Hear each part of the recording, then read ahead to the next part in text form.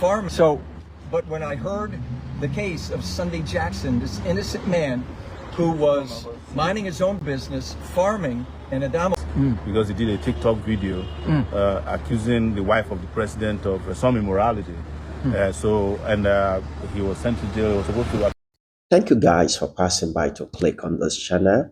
So guys, you guys still remember this Sunday Jackson case, but I appreciate God for this American human rights, Dr. William, the CEO of Widows and Orphans International Humanitarian Organization, who has taken upon himself, okay, to be able to fight to make sure that Sunday Jackson is not being, hanged to death.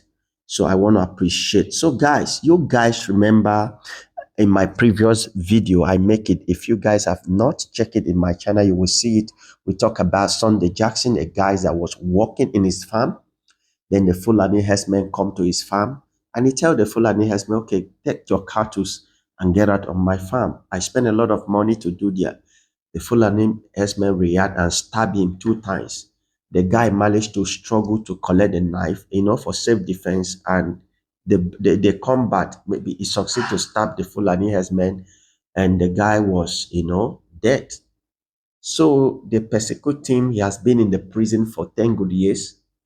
And since then, this thing has not just become, it has become international. This man called Dr. William, okay, is one of the American human rights. Is not just for Nigeria, is working in 19 countries around the world where Christians are being persecuted. So guys, let me leave you guys to listen to the success that Dr. William and his legal team has made so far in Sunday Jackson case. So take a look. Dr. William Devlin, I am the volunteer CEO of Widows and Orphans.info, which is an international humanitarian organization. And I work not only in Nigeria, but in 19 other countries around the world. I particularly work in areas where people of faith are being persecuted. And so the name of the organization is Widows and Orphans.info. So myself and my team here, Barrister Emmanuel Agebe, we've been doing humanitarian work in the hardest of places here in Nigeria. So, but when I heard the case of Sunday Jackson, this innocent man who was minding his own business, farming in Adamawa state in Numan, and he was accosted by a Fulani herdsman, Islamist, and attacked and stabbed, and then in a moment of self-defense turned a knife on the attacker, and they had a mortal combat, and the attacker perished. So and then he went to jail. This was 2015, was in jail 6 years before the case was tried. Case was finally tried in 2021. I had the opportunity to go to Adamawa State in the state prison there in Yola and spend time and visit with Sunday Jackson himself, ministered to him, prayed for him, and also heard the story from his own lips. As a result of that, we started to be advocates for Sunday Jackson. In conclusion, we were at the hearing of his case in the Nigerian Supreme Court on Friday, March 7, 2025.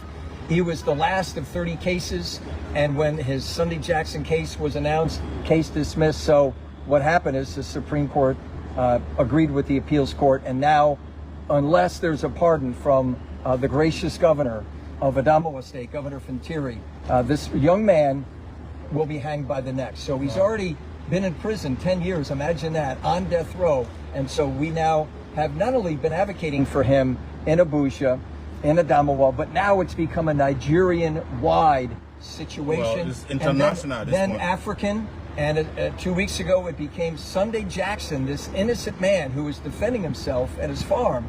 It's now become an international case, and we're very grateful that God is using us to promote Sunday Jackson, and we're encouraging people to write to the governor and to pray that Governor of Adamawa State, Governor Fintiri, would graciously pardon this young man. Well, ladies and gentlemen, you've heard, we came across Dr. William Devlin by accident yesterday.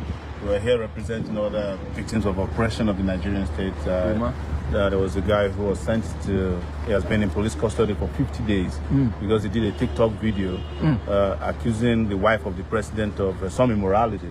He was sent to jail. He was supposed to appear in court today. They did not bring him, and the court has acted. So we just came back from the police station, only to find our lovely brother here, Emmanuel Ogebe, who he and I have been also fighting together, and sometimes and against each other sometimes. In the US, yes, so areas of Abacha, up to Yaradua, exactly, and all that. So I'm glad that we are also involved in this. We all have a duty to get Samuel Jackson out of this unjust, unlawful, and inhuman condition of legal limbo that have been 10 years validated by the Supreme Court. And it's happening at a time that these same Marelos are killing people all the way from Maiduguri to Port Harcourt. with impunity. Yes, they're killing people in their farms with impunity. Whereas we do not classify this as an ethnic issue, we classify it as a failure of those in government who have the duty to protect citizens who have refused to get involved and to do what is right. So, ladies and gentlemen, you have heard it all. This is Samuel Jackson that we have to fight for again. And we want to ensure that he gets out of this cul-de-sac into which he's been put. So we are calling on the governor of Adamawa State, to immediately commute this sentence and grant Mr. Samuel Jackson pardon, immediate pardon, so that he can reunite with his family. And we also ask that he be compensated. And generally, we call on the Nigerian government to protect farmers across this country, because it is the only way to bring about food security. Yes. You cannot be having hunger ravage in land, even though our hunger is inflicted by corruption and irresponsibility. But one of the ways we can solve our economic problem is to have our farmers protected in their farms so that they can produce for those who might want to consume. Yeah. Thank you very much. Please, you have a word to add. I want to say that it looks like on this planet there are two countries that worship cows. One is the Hindus, and then we in Nigeria, because cows seem to have a greater protection and constitutional rights than the Nigerian citizen. Now, what is very upsetting to me is that we have a court system that will contort the meanings of the constitution to accommodate the police advices to politicians.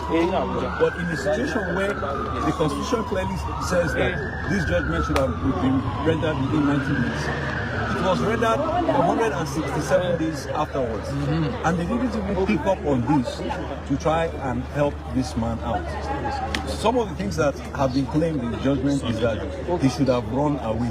But the evidence shows that he was stabbed in the leg. How does the person who is stabbed in the leg run? Secondly, these Fulani headsmen are very agile. They live in the forest, and so they're in better shape. And Sunday said he ran, but the man was revolution him. So these are some of the reasons why we're concerned about this judgment. The judgment says that to all extent possible, he fulfilled and met the threshold for being leading the defense of self-defense, because he was not the aggressor. It was the attacker's weapon that he used to strike back. But they said, because the man stabbed him 2 times and he stabbed the man 3 times, that it is excessive. That does not even make any sense. Common sportsmanship that we know, the rule of every game is that the person who scores the most wins. This was a game, a battle for life. So guys, please, I will let you guys listen to the full video, but let us add our own contribution. Yes, you listen to the Dr. William and this legal team speaking. This was self-defense. Okay, let's assume the Fulani herdsmen has been, killing a lot of farmers, and they did not arrest them, call them to order. Non-governors, non-state governor, chief, and all has done that. But this is the man that defend himself. Let's assume that this Fulani herdsman killed Sunday Jackson. I think nobody would have had anything about it.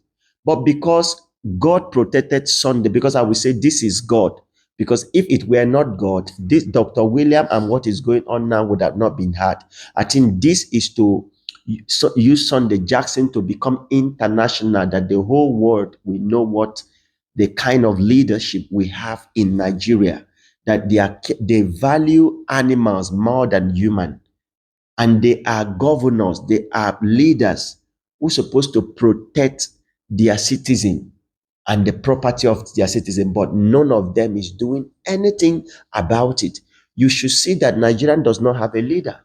Because if such thing should happen, and this guy has been jailed 10 years, and nobody is doing anything about it, this American human rights Dr. William took it upon himself. If it were not God sent him, I think nobody would have had this. So, guys, it's very funny that the Nigerian, we don't have leaders. Check very well. Do we have a leader? Have you seen what is going on in different states in Nigeria? Insecurity, Boko Haram, kidnapping, human part trafficking. So do we say Nigerians have a leader? Hardship.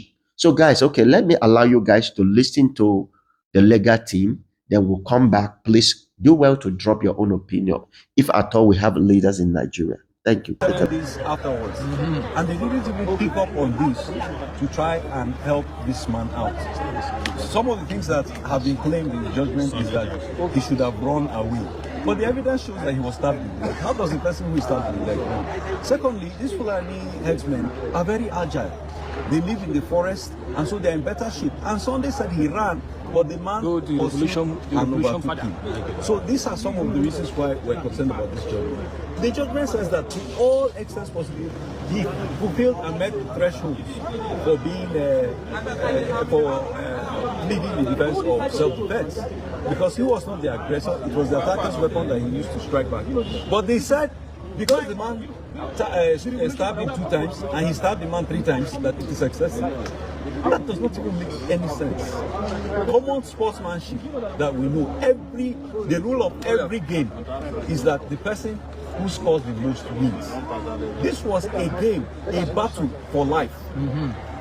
Only one person was coming out of this battle alive, and that each person wanted to be the one. The fact that he stabbed him only 3 times, in fact, in my mind, tells me that he was a very good person. But because any other person in that situation would have stabbed him up to several times to make sure that, first of all, you came, you destroyed my farm with your tattoo. I spoke to you, then you wanted to kill me.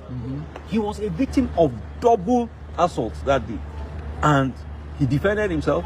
And after suffering for 10 years in prison, the Nigerian government wants to kill him.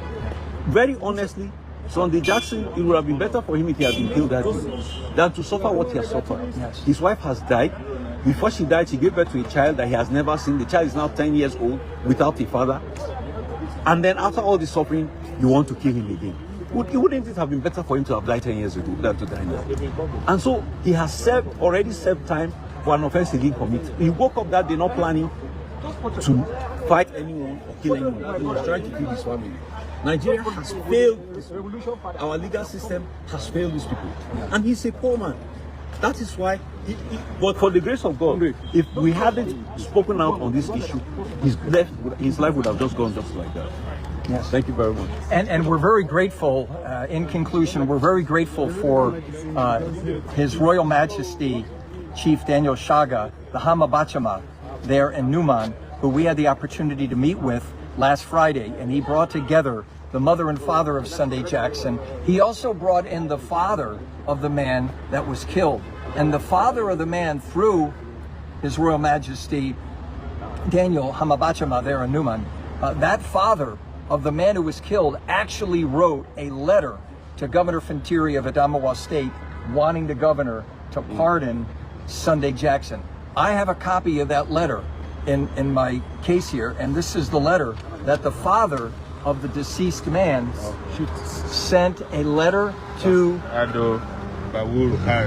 sent a letter to Governor Fintiri and to the AG of Adamawa State asking, this is the father of the man that was killed, and he was with us there on Friday in the palace of Hamabachawa, and we had the opportunity to just see a great deal of forgiveness going on.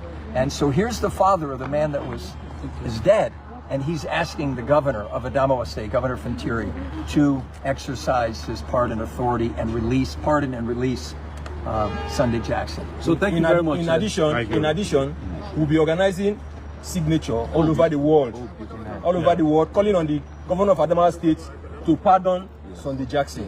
The father of the disease had already forgiven him and has instructed the governor to pardon him. This is the letter. Yes. You can't cry more than the bereaved. Exactly. So he has already pardoned the boy in his own words.